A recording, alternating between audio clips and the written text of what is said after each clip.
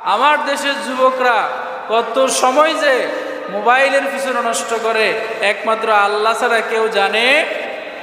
দিনের পর দিন, রাতের পর রাত, মাসের পর মাস চলে যাচ্ছে মোবাইলে ফ্রি ফায়ার, পাবজি খেলে খেলে।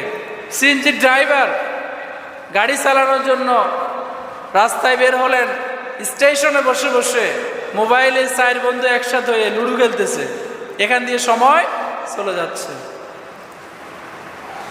মসজিদে নামাজ পড়তে আসছে, নামাজ পড়ে 2 বন্ধু বসে বসে গল্প করতেছে, গল্পর ঠেলা জোহরের ওয়াক্ত থেকে শুরু, আসর ওয়াক্ত এসে শেষ, মাঝখান দিয়ে দুপুরের খাবার খাওয়ার কোনো সুযোগ নেই। এরকম আছে না নেই? অথচ আল্লাহ বলেন নামাজ শেষ, এরপর আর অলস বসে থাকার কোনো সুযোগ নাই। তোমাকে জমিনে ছড়িয়ে ছিটিয়ে পড়তে হবে। কেন? ওয়াবতাগু মিন